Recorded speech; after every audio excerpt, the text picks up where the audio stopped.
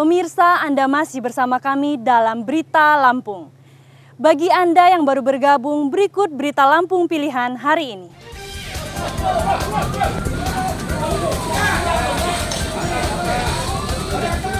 Sebuah rumah di Wai Halim, Bandar Lampung ludes terbakar saat kosong karena pemiliknya dirawat di rumah sakit.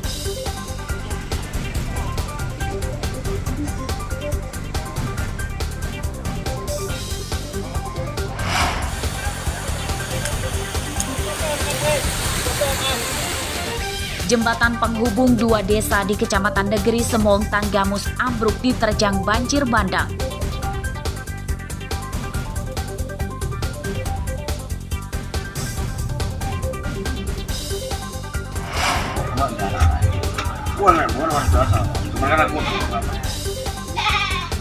Pencurian ternak kambing di Tulang Bawang marak, anehnya belum seorang pun pelakunya ditangkap polisi.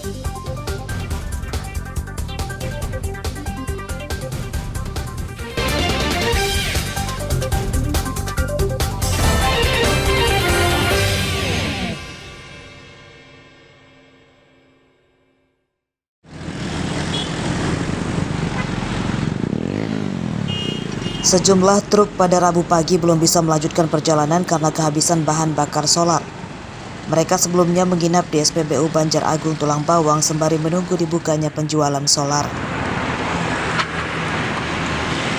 Para sopir mengisi waktu dengan memperbaiki truk dan ada juga yang saling berkenalan dengan pengemudi lain. Para pengemudi meminta pemerintah segera mengatasi kelangkaan solar yang berlarut-larut.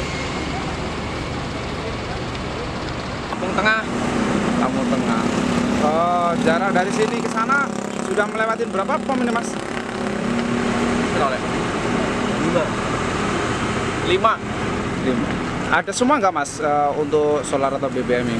Kosong semua, nggak ada. Kelangkaan solar menyebabkan waktu mengantar barang menjadi lebih lama dan biaya operasional juga membengkak. Ini Riau, Pekanbaru. Gimana, Mas, dalam perjalanan dari Jakarta menuju ke Riau ini tentang BBM solar ini, Mas? Ya, alhamdulillah dari Jakarta sampai sini belum dapat solar ini, Mas. Belum dapat BBM. Terus rencananya, Mas, kalau seandainya tidak mendapat solar di pom ini seperti apa? Ya mau nginep di sini nungguin ini BBM datang. Masalahnya udah habis. Penjualan solar di SPBU di pinggir Jalan Lintas Sumatera Tulang Bawang tidak lagi 24 jam karena kehabisan stok. Penjualan baru dibuka setelah SPBU mendapat lagi pasokan dari Pertamina. Saat penjualan solar dibuka, antrian truk telah mengular hingga ke jalan raya. Mustaqim melaporkan dari Tulang Bawang.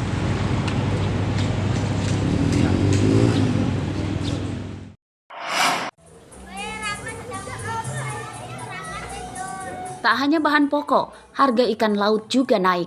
Bermula dari kelangkaan solar, banyak nelayan yang tidak melaut. Pasokan ikan dari nelayan ke pedagang turun drastis.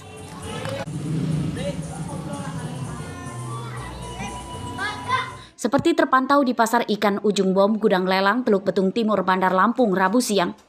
Banyak pedagang yang libur berjualan karena tidak mendapat pasokan ikan dari nelayan. Sebagian pedagang yang masih berjualan umumnya mendapat pasokan ikan dari nelayan luar daerah.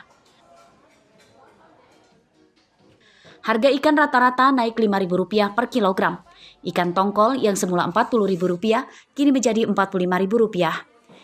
Ikan bekerek yang semula Rp35.000 menjadi Rp40.000. Ikan kembung dari Rp45.000 menjadi Rp50.000 per kilogram. Udah seminggu yang lalu lah itu, jadinya barangnya jarang ada di sini. Ini aja barangnya dapatnya dari PPI. Nelayan sini jarang ada yang ke laut, soalnya nggak ada solarnya. Oh begitu. Iya. Kadang 3 hari nggak lelang, kadang 1 hari ada lelangan. Cuma lelangannya itu ikan kecil-kecil yang bukan pembakul buat pengecer itu jual, bukan.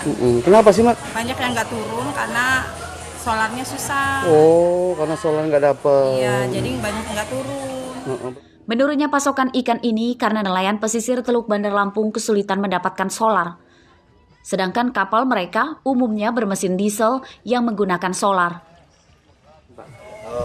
sangat berpengaruh. Kami semua nelayan di bidang lelang ini kekurangan solar, pada istirahat semua. Jadi nggak melaut ya Pak? Nggak melaut. Sudah berapa hari Pak? Ini kita udah seminggu ini. Udah seminggu? Udah seminggu. Tahu nggak sih Pak penyebabnya langka solar ini Pak? Kurang tahu kalau masalah penyebabnya.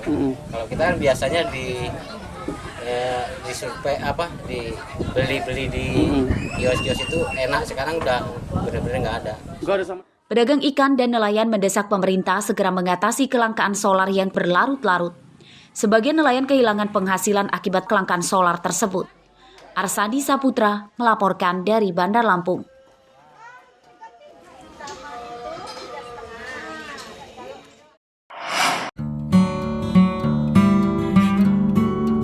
Pulau Pahawang di Kabupaten Pesawaran selalu menarik dijelajahi.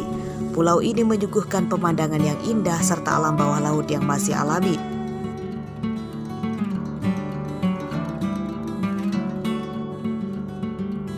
Pulau Pahawang tidak pernah sepi pengunjung di hari libur akhir pekan ataupun hari libur panjang. Untuk menarik wisatawan datang, pemerintah telah membentuk Desa Wisata Pahawang.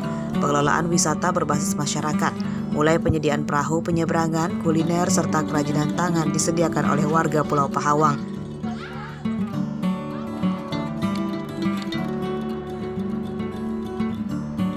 Desa Wisata Pulau Pahawang diresmikan oleh Menteri Pariwisata dan Ekonomi Kreatif Sandiaga Salahuddin Uno akhir pekan lalu.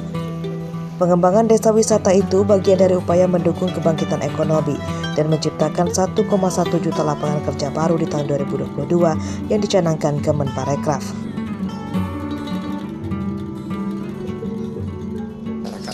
Pariwisata itu berbasis masyarakat.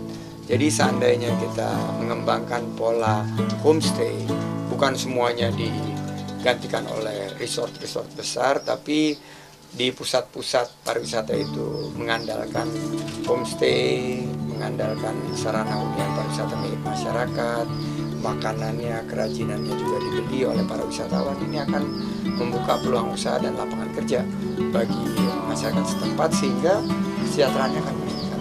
Itu yang menjadi fokus kita, pariwisata yang berkualitas dan berkelanjutan dalam sinergi menciptakan 1,1 juta lapangan kerja baru di tahun 2022 ini, dan 2024 kita menciptakan 4,4 juta lapangan kerja.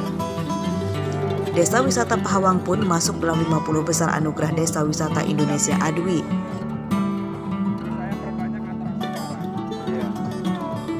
Menilai atau mengunjungi dalam rangka penilaian anugerah Desa Wisata Indonesia. Dan kami terima kasih Pulau Pahawang diberikan kesempatan oleh Kementerian Pariwisata Ekonomi Kreatif sebagai salah satu nominasi desa wisata terbaik di Indonesia. Kabupaten Pesawaran memiliki banyak tempat wisata. Selain Pulau Pahawang, terdapat juga wisata yang tak kalah mempesona, diantaranya Pantai Sariringgung, Teluk Kiluan, Pantai Clara, dan Mutun. Wahana yang disediakan di pantai itu diantaranya penginapan apung, melihat aksi ikan lumba-lumba hingga snorkeling atau menyelam menikmati alam bawah laut. Aris Susanto melaporkan dari Pesawaran.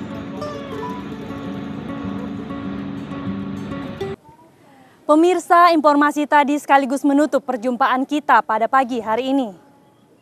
Saya Iin Hermayani beserta seluruh kru yang bertugas berterima kasih. Selamat beraktivitas kembali. Sampai jumpa.